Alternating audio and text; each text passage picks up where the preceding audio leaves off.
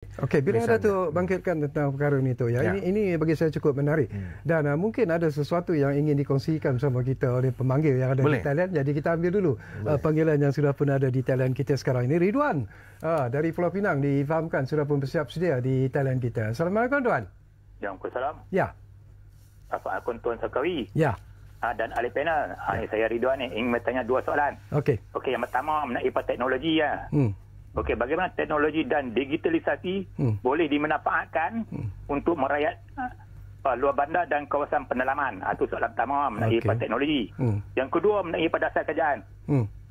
Okey, apakah dasar kerajaan cukup menyuruh untuk membantu koperasi berkembang atau terlalu berpusat pada bantuan kewangan semata-mata? Minta ahli panel ulas dalam ni. Ridwan, boleh tanya Ridwan? Tu. Datuk Ridwan boleh tanya. Halo. Halo Ridwan. Ya. Ridwan berniaga apa di Pulau Pinang? Ya, saya tak berniaga. Saya bukan mahasiswa dan bekas pesara. Bekas pesara. Pesarawan. Jadi saya nak tahu apa bentuk-bentuk bantuan yang boleh diperolehi daripada kerajaan. Sebab apa saya ni apabila bekas pesara kan. Ridwan bekas tentera. Bantuan yang diperolehi. Bukan pegawai kerajaan. Bekas pegawai kerajaan. Ya.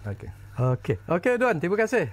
Jadi mungkin respon ringkas daripada Datuk. Ya, selalunya Datuk kalau ada bertanya kepada saya mau tahu latar belakang dia supaya saya mendapat gambaran yang lebih jelas. Pesara kerajaan misalnya, kita ada skim-skim yang kita telah perkenalkan tahun lepas misalnya. Saya telah memperkenalkan satu skim baru di bawah Pernas, skim pembiayaan keusahawanan terutama yang mahu berkecimpung dalam sektor franchise ini. Kita telah lancarkan satu skim di bawah Pernas, agensi di bawah kementerian. Dana awal tu 3 juta. Khas untuk pesara-pesara kerajaan, pegawai-pegawai, mantan anggota, veteran tentera kita boleh mendapatkan pembiayaan ini. Cuma 3 juta itu sekejap saja habis. Artinya mendapat sambutan daripada pesara-pesara kerajaan kita. Dan di agensi lain seperti Tokoh Nasional juga kita ada skim untuk veteran tentera misalnya. Ini antara yang diperkenalkan sebagai satu cara untuk kita memberi penghargaan dan dalam masa yang sama untuk mereka terlibat dalam dunia keusahawanan ini. Dan kita akan usahakan supaya skim-skim ini dapat dilanjutkan.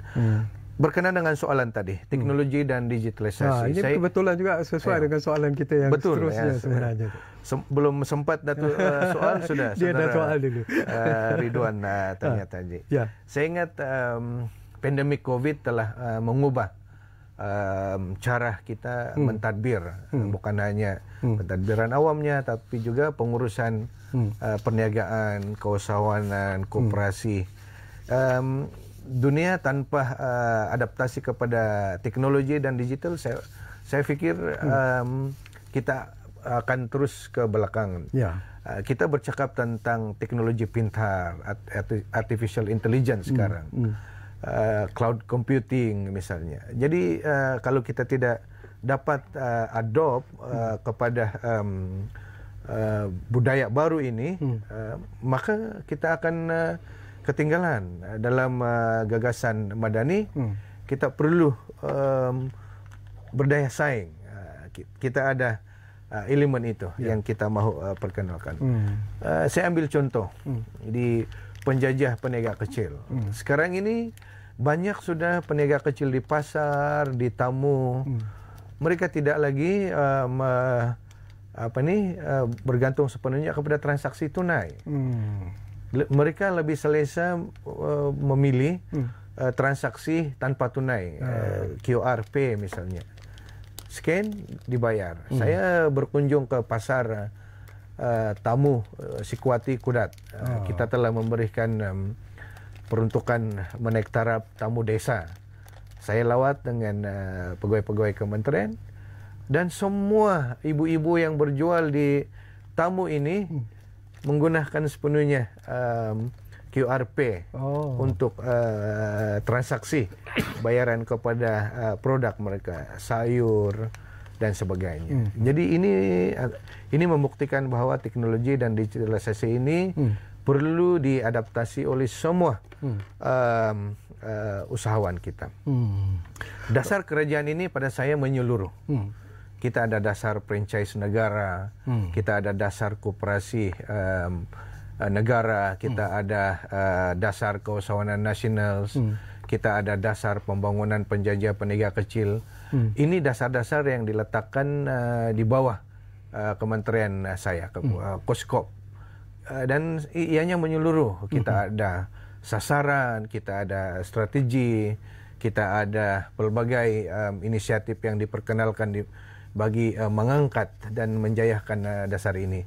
Pokoknya itu balik kepada usahawan PMK sendiri, koperasi, para peniaga. Kita sudah sediakan begitu banyak inisiatif. Saya alu-alukan usahawan sedia ada, bakal usahawan, termasuk pesara-pesara kerajaan, termasuk siswa-siswi yang ingin berkecimpung dalam dunia perniagaan ini, datanglah kepada kementerian saya melalui agensi-agensi kita. Saya lupa tadi sebut tentang digital ini. Toko nasional misalnya, mereka memberikan dan Amanah Ikhtiar Malaysia. Saya di Kota Belud, Sabah, beberapa bulan yang lepas, Amanah Ikhtiar memberikan satu anugerah khas kepada sahabatnya, usahawan AIM ini yang menjalankan perniagaan 100% menggunakan pembayaran secara digital tanpa tunai. Jadi bayangkan, kita sudah ke tahap itu dalam mengangkat keusahawanan kita dengan adaptasi teknologi dan digital. Saya aluluhkan kepada saudara Ridwan, kalau berminat untuk berkecimpung dalam perniagaan, kita ada skim untuk pesara-pesara, dan datanglah kepada Koskop, kepada agensi-agensi kita. Di Pulau Pinang, saya ingat agensi-agensi kita ada pejabatnya di Pulau Pinang. Dan